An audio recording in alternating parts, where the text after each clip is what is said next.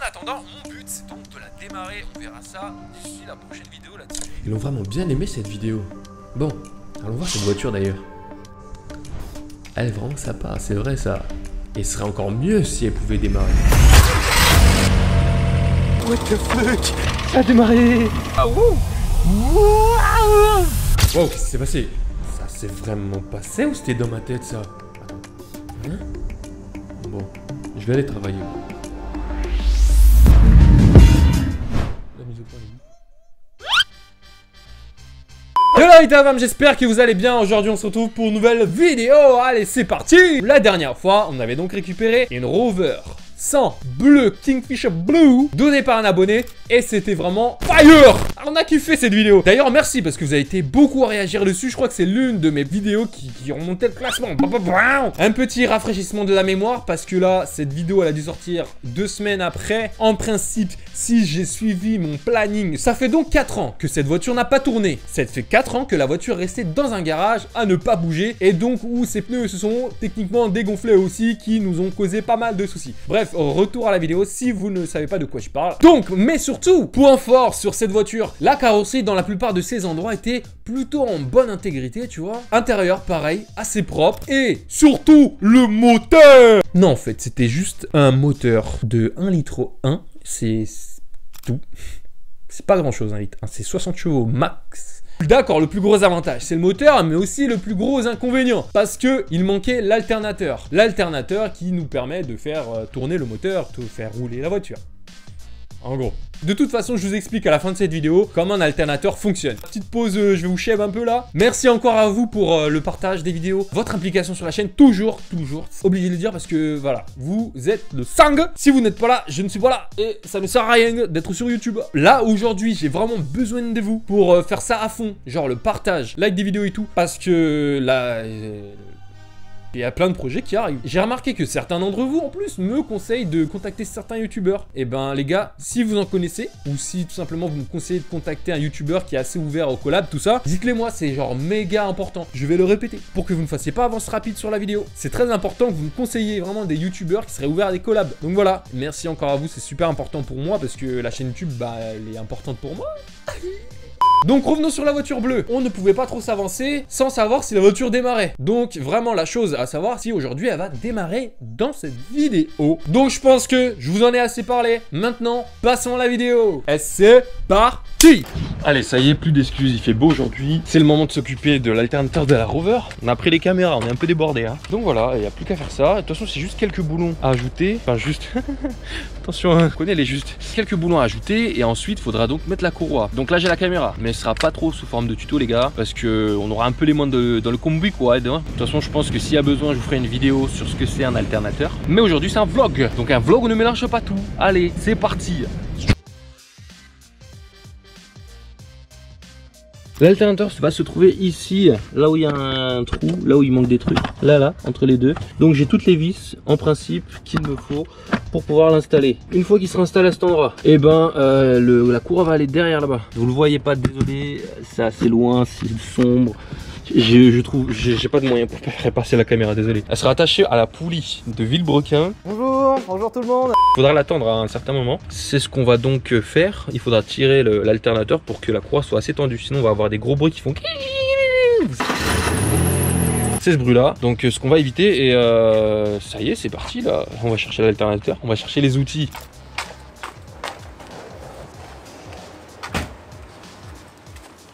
Pour ceux qui ne comprennent pas pourquoi je range mes outils dans ma voiture, pour 2 raisons. Parce que si elle risque de tomber en panne un jour, et deuxième raison, parce que si je range ça dans les placards de chez moi, il y a une chance sur 2 que je ne les retrouve plus. Donc tu vois, c'est mieux de les avoir dans le coffre. Tu sais, elles sont toujours au même endroit, tu vois. Allez, c'est parti. Ici on a l'alternateur en question. Vous voyez ici donc la poulie qui va aller donc sur la poulie de Villebrequin qui sera là. Ça va tourner comme ça avec la courroie. Donc ici ce sera le haut, hein, voilà comme vous captez. Je pense que ce sera bien ça. Ce sera le haut ici qui va se mettre là. Là.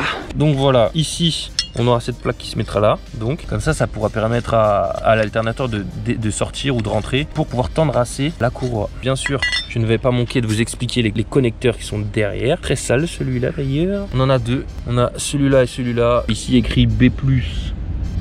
Et là écrit D+. Et là écrit M.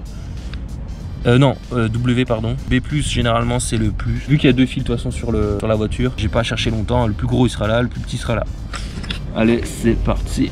Si vous avez un doute sur le sens de rotation, regardez ici, il y a une flèche. La flèche, elle va donc dans ce sens-là, dans le sens du moteur. Et un moteur, en principe, la rotation se fait vers l'avant. Théoriquement, la rotation, comme ça. Allez, c'est parti. Petite surprise, il faut rentrer l'alternateur du dessous de la voiture.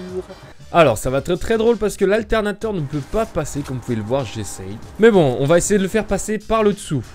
Bon écoutez, vous vous rappelez quand je vous ai dit qu'il y avait juste 2 vis à mettre? Bah voilà le problème en fait. Si on a l'alternateur, voilà, normal, enfin, il est bloqué par le collecteur. Et voilà, on est content que ce soit facile. J'essaie de le faire passer en dessous, sans succès. La solution c'est de pousser un peu le moteur comme ça. Pousser le moteur avec un cric sûrement, on va faire ça. Si j'arrive à avoir assez de jeu, dégager assez de place pour pouvoir rentrer l'alternateur, normalement c'est bon. Bon, ma seule solution c'est de dévisser le support moteur côté gauche pour pouvoir avoir assez de place, pour pouvoir déplacer un peu le moteur. Seulement 2 vis à mettre. Hein. Bon, cette opération est plutôt lourde, donc en dessous je vais mettre un cric avec une planche de bois pour soulever le carter, donc le moteur également. Ensuite je vais chercher le support moteur et je vais dévisser les boulons qui le maintiennent sur la carrosserie. Et donc voilà, il n'y a plus que le cric qui maintient le moteur et on peut le faire descendre comme ceci. Ça y est, j'ai réussi donc à avoir assez de mobilité. Après avoir démonté les supports moteurs, j'ai pu bouger le moteur. Du coup, l'alternateur est bien tombé en bas. Et là, bim balaboum bam boum. Et je suis très fier de la manœuvre que j'ai réussi à réaliser. Donc, faut mettre le support, faut mettre l'alternateur, la courroie, remonter tout. Allez, on y va. Bon, maintenant dans l'ordre des choses, faut mettre la courroie et donc tendre la courroie. Le truc que j'avais pas pensé, c'est qu'en fait, pour l'atteindre, faut passer ici et enlever le cache en plastique là. Ça nous fait 2 grosses manœuvres en plus. Donc là, je vais tout remonter pour poser bien comme il faut. Et ensuite, je vais redémonter par ici pour pouvoir enfin atteindre la courroie. On y va, il n'y a plus que ça. Pensons qu'elle va peut-être démarrer tout à l'heure. Allez. Donc voilà, comme vous l'avez compris, je me retrouve à faire 2 gros démontages. Et enfin pour atteindre la courroie. Donc c'est assez fastidieux, je vous avoue, et je commence à être fatigué quand même. Mais bon, allez, on garde le cap. La roue vient d'être enlevée, on n'est plus très loin du but. Enlever ce cache en plastique avec les vis en plastique ici. Et derrière, on a donc la poulie de vilebrequin et ici l'alternateur. Pour remettre la courroie, on pourra resserrer, enfin écarter l'alternateur de la poulie de vilebrequin pour pouvoir tendre la poulie comme il faut, pour pouvoir tendre la courroie comme il faut. Désolé, là ça commence un peu à me fatiguer. Et en principe, on pourra avoir les résultats. Je ne m'avance pas, tout à l'heure on a que des imprévus. Ça y est, on a atteint notre but les gars. Bam, on a la poulie ici. Donc on a l'alternateur là derrière, et ça là, on va le visser à l'alternateur là où il reste le trou, vous le voyez, et ça va nous permettre de corriger la distance. Ok, ça y est, on a tout installé, on a installé la courroie, on a installé l'alternateur. Il manque plus qu'à du coup tendre la courroie. C'est grâce à cette vis là qui va se mettre ici, qui va se visser dans l'alternateur, et avec un boulon ici on va jouer en fait sur la longueur. Grâce à ça on va tirer l'alternateur vers nous, et comme ça la courroie sera enfin tendue. Ça y est, on a terminé de tout réinstaller. Maintenant, c'est donc la dernière étape, savoir si la voiture va démarrer. Mais avant ça, il faudra vérifier la batterie. Celle-ci, c'est donc celle qui était là quand j'ai récupéré la voiture. Comme on voit sur les voyants et les KO. Si vous voulez vous assurer qu'une batterie fonctionne toujours, munissez-vous d'un multimètre. Vous allez prendre le moins ici et le plus de l'autre côté. Et lorsque vous vous mettez sur volt, vous devez être à 12 volts. Donc ici, on est à 10,59 au lieu d'être à 12. On va prendre la batterie que Florian m'a récupérée et ensuite on va la faire démarrer avec. Donc voilà, pour démonter une batterie, rien de très compliqué, on enlève les cosses, puis on enlève le support de la batterie et c'est fait, hein. Voilà.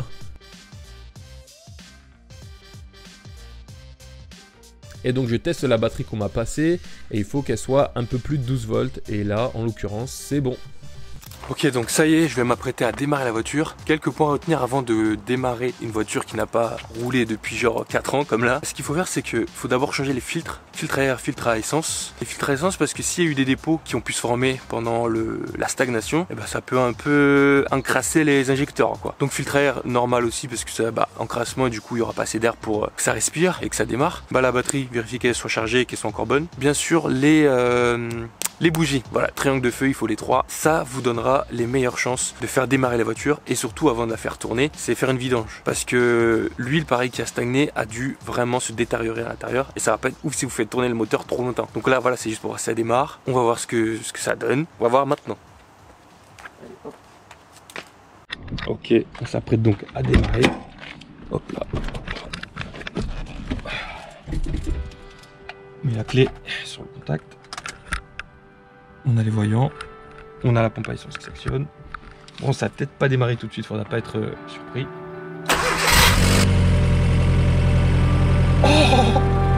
Oh, vous avez entendu, j'ai dit ça va peut-être pas démarrer tout de suite. What the fuck? What the fuck? What? Ça a démarré. Ça fait du ouf. Attendez. Attends, on coupe là, il y a trop de caméras. Il y a trop de caméras en même temps. Ah, j'en peux plus. Ah, c'est trop. Oh là là. Je suis débordé. Ça fait 4 ans que la voiture n'a pas démarré. Au bout de 2 tours de moteur, elle démarre. Après, par contre, là, vous entendez, il y a un gros bruit de clac, clac, clac, clac, clac. Ça doit être... je pense qu'il faut faire une vidange. Et surtout parce que ça doit être les poussoirs hydrauliques qui doivent être bien, un peu vieux, en fait. Surtout que l'une n'a pas tourné depuis un moment. Elle démarre. Elle est là. Elle fait... Écoutez-moi ce ralenti. Écoutez-moi. Oh là là là. Génial. Pas de fumée bleue, pas de fumée blanche. Rien du tout. Rien du tout. Donc c'est bon, on a fait démarrer la voiture. Bien sûr, la clé, on va enlever parce que... on va vérifier si l'alternateur recharge bien. On reprend le multimètre. Il faut que la tension soit au-dessus de 12 volts. Elle doit être à peu près à 13 volts, entre 13 et 14. Je tiens la caméra en même temps. 14 volts, parfait. L'alternateur, attendez, je vais vous montrer l'écran.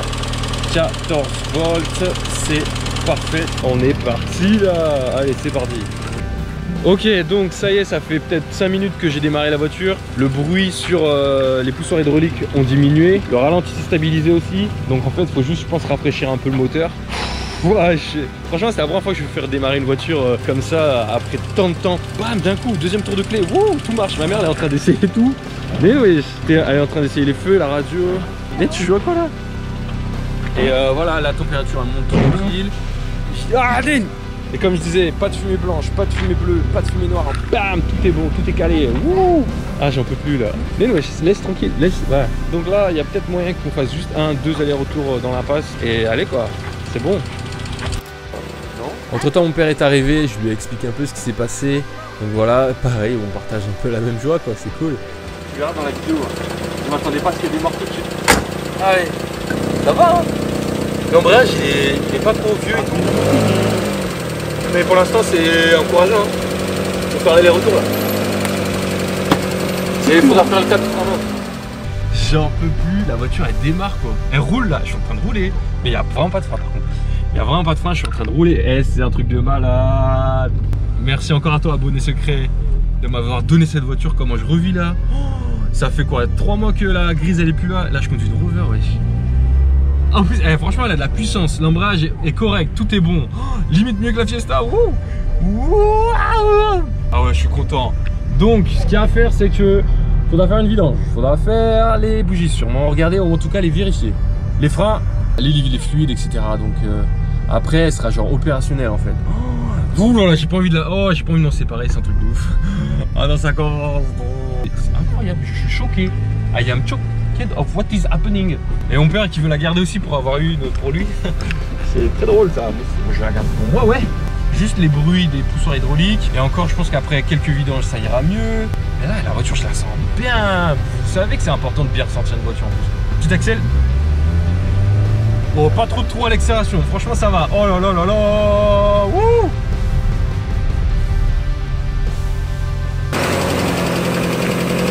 Ouais.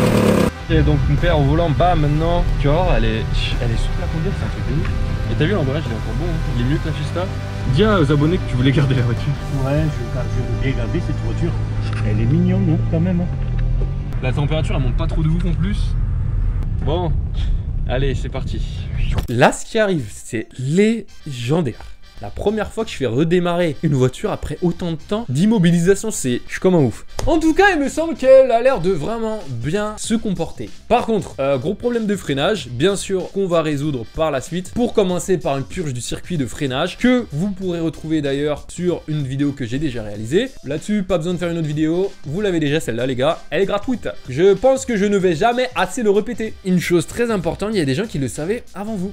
Avant vous là, bah c'est ceux qui me suivent sur Instagram et sur Twitter. Très important de me suivre surtout partout. Je vous ai aussi dit que la voiture, j'en ferai donc sûrement un sleeper bah continuez d'attendre parce que la vidéo n'est pas encore prête. Pour terminer sur l'explication du fonctionnement de l'alternateur, et ben tout simplement il va récupérer l'énergie qui est fournie par les rotations du moteur grâce à la courroie accessoire, c'est ce que l'on appelle. Et grâce à cette énergie là, qui est donc transmise à la batterie, ça va la recharger, ça va recharger la batterie. Et la batterie, une fois qu'elle est rechargée, elle peut envoyer du courant et ben tout simplement aux bougies pour avoir l'étincelle. Donc étincelle, oxygène, essence, triangle de feu, bam, explosion, donc moteur qui tourne les gars. On revient sur les bases de nos vidéos et j'espère en tout cas que cette vidéo vous a plu les amis. Moi elle m'a plu. Suivez-moi sur tous mes réseaux sociaux, c'est très important et partagez, important de ouf également. Je vous remercie d'être resté jusqu'à la fin de cette vidéo et on se retrouve à la prochaine pour une nouvelle vidéo. Wouh, boum.